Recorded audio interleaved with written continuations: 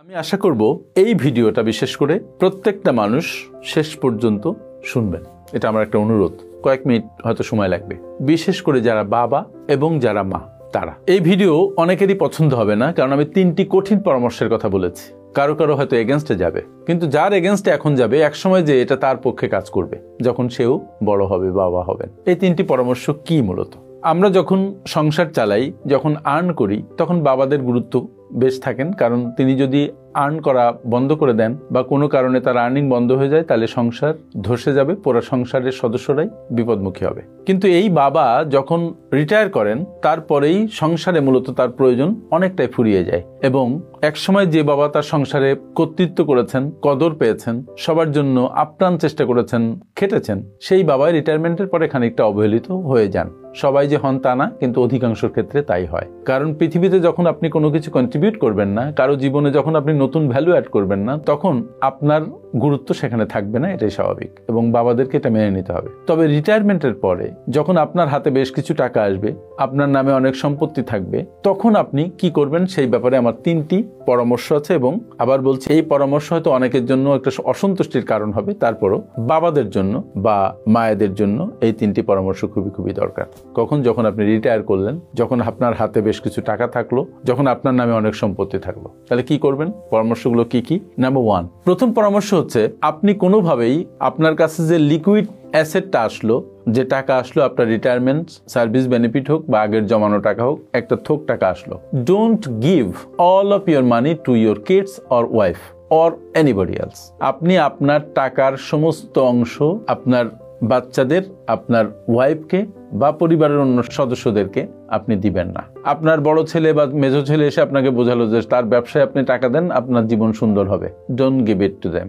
দিলে এমন একটা পার্ট আপনি দিবেন, যে পার্ট দিলে হাতে যে টাকাটা আপনার থাকবে, সেই টাকা দিয়ে আপনি পরবর্তী জীবন চলতে পারবেন, যদি কেউ আপনাকে কোনো টাকা পয়সা নাও দেয়। আপনার সন্তান কি টাকাটা মেরে দিবে? মেরে দিবে না, কিন্তু তার অদক্ষতাজনিত কারণে টাকাটা নষ্ট হতে পারে, আর কোনো কোনো সন্তান মেরে দিতেও পারে। সো আপনি বুঝবেন আপনার কি করতে হবে, কিন্তু কোনো অবস্থাতে আপনার কাছে যে ক্যাশ টাকা থাকলো, পুরা টাকা আপনি সন্তানদের বা ওয়াইফকে দিয়ে দিবেন না। অনেক সময় দেখবেন পরিবার থেকে প্রচন্ড প্রেশার আসে যে সব টাকা দিয়ে দাও, সব একটা গ্রুপ করে আপনার এগেনস্টে লাগতে পারে। এটা আগে থেকে আপনি প্রিপারেশন নেবেন, বি ভেরি কেয়ারফুল। রিটায়ারমেন্টের পরে টাকা আপনার অনেক বড় একটা শক্তি। If you don't have money, you have nothing. Number two হচ্ছে একই কথা, কিন্তু একটু ডিফারেন্ট ওয়েতে, যে আপনার হাতে সাফিসিয়েন্ট ক্যাশ আপনি রাখবেন, যে টাকা দিয়ে যদি কেউ আপনাকে হেল্প না করে, আপনি আপনার মাসিক যে খরচ, যে কয় টাকা হোক, সেটা যেন আপনার থাকে। কারণ এই সময় আপনার অনেক কিছু খেতে ইচ্ছে করবে, আপনার একটু বাইরে যেতে ইচ্ছে করবে, আপনার প্রচুর মেডিসিনের কস্ট আসবে, আপনার টেক কেয়ার করার জন্য টাকা লাগবে, হঠাৎ করে হসপিটালে ভর্তি হতে লাগতে পারে, তখন টাকা লাগবে। যদি অন্যরা আপনাকে সাপোর্ট না দেয়, তখন আপনি করবেন কি? ফলে আপনার হাতে যেন সাফিসিয়েন্ট ক্যাশ লিকুইডিটি থাকে। নাম্বার থ্রি হচ্ছে, আপনার নামে অনেকগুলো অ্যাসেট, একাধিক অ্যাসেট হয়তো আছে, বাসার সবাই প্রেশার করতে পারে আপনাকে যে এই সম্পত্তিগুলো বাচ্চাদের নামে, ওয়াইফের নামে লিখে দাও। আমার পরামর্শ হচ্ছে, আপনার সমস্ত অ্যাসেট আপনি ট্রান্সফার করবেন না।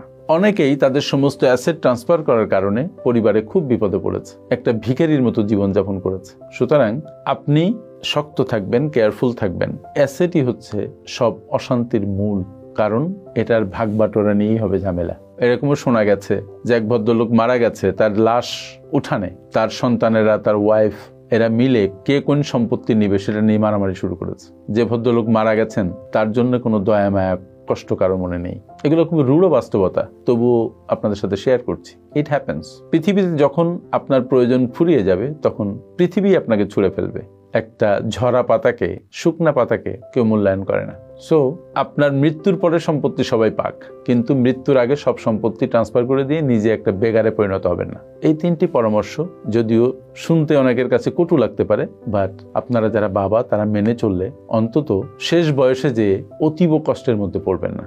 সব বাবা যে কষ্টের মধ্যে পড়েন তাও নয়, তবুও আর্থিক নিরাপত্তা এটা একটা দুর্দান্ত বিষয় মেয়েদের জন্য। আমি সেদিন পড়ছিলাম একটা জায়গায় যে উনি এক ভদ্রলোক, খুব বিখ্যাত মানুষ, নামটা মনে নেই, বলছেন যে মেয়েদের সবচাইতে আপন হচ্ছে তার নিজের কাছে কিছু টাকা থাকা। Yes, ultimately money can help you. যদিও একসময় যে মানিটা নিয়ে কিছু হেল্প করতে পারে না, কিন্তু যতক্ষণ আপনি অ্যালাইভ ততক্ষণ মানি আপনাকে হেল্প করতে পারে, অন্য কেউ পারুক আর না পারুক। সুতরাং এই 3টি পরামর্শ আপনারা মাথায় নেবেন। তারপরে যদি ভালো না হয় নেবেন না, কিন্তু থিঙ্ক। গভীরভাবে চিন্তা করার বিষয় আছে। থ্যাংক ইউ ভেরি মাচ আমার সাথে এতক্ষণ থাকার জন্য। আপনারা যারা বিশ্বমানের project profile, company profile, project feasibility, market survey, business and marketing plan এবং ওয়েবসাইট তৈরি করতে চান, তারা আজই যোগাযোগ করুন আমাদের সাথে। Finpower leadership international, a finance and business consulting farm.